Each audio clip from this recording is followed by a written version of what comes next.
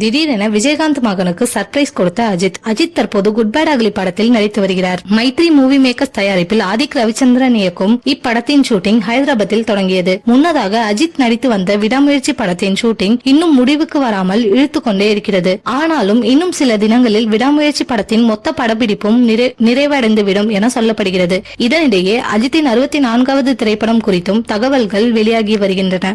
அதன்படி AK-64 இயக்குநராக Siruthai Siva commit உள்ளதாக சொல்லப்படுகிறது.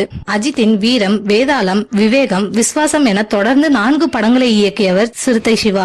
தற்போது சூர்யாவின் கங்குவா படத்தை இயக்கியுள்ள சிவா அடுத்து அஜித்துக்காக ஒரு ஸ்கிரிப்ட் ரெடி செய்துள்ளாராம். இதற்கு அஜித்தும் கிரீன் சிக்னல் கொடுத்து விட்டதாக கோலிவுட் வட்டாரங்கள் தெரிவிக்கின்றன. இதனையடுத்து கங்குவா ரிலீஸ் ஆனதும் உடனடியாக AK-64 ப்ரீ புரொடக்ஷன் வேலைகளை தொடங்க உள்ளாராம் சிவா. இந்த படத்தில் விஜயகாந்த் மகன் சண்முக பாண்டியனுக்கு முக்கிய ரோல் கொடுக்க இருக்கலாம் என கூறப்படுகிறது.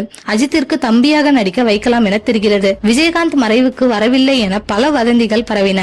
அதற்கெல்லாம் பதிலடி கொடுக்கும் விதமாக அஜித்தின் இந்த செயல் எல்லோரையும் அசர வைக்கும் என எதிர்பார்க்கப்படுகிறது. இந்த படத்தில் அஜித்தின் கேரக்டர் பற்றியும் செம்ம எக்ஸ்க்ளூசிவான தகவல்கள் வெளியாகியுள்ளன. AK-64 படத்தில் அஜித் நெகட்டிவ் கேரக்டரில் நடிக்க இருப்பதாக சொல்லப்படுகிறது. வாலி, மங்காத்தா படங்களைப் போல செம்ம பவர்ஃபுல்லான வில்லன் கேரக்டரில் அஜித் நடிப்பதாகவும் ஹீரோவாக பாலிவுட்டில் இருந்து முன்னணி நடிகரை களமிறக்க சிவா முடிவு செய்துள்ளதாகவும் தெரிகிறது. விஸ்வாசம் படத்தின் போதே AK-64 கதை குறித்து அஜித்தும் சிவா ஆலோசனை செய்திருந்ததாகவும் தற்போது அதனை படமாக எடுக்க பிளான் செய்துள்ளதாகவும் கூறப்படுகிறது. இதனால் விரைவில் அஜித்தின் AK-64 படம் குறித்து அபிஷியலாக அப்டேட் வெளியாகலாம் என எதிர்பார்க்கப்படுகிறது. குட் பேட் அக்லி அடுத்த ஆண்டு பொங்கலுக்கு ரிலீஸ் ஆக உள்ளது.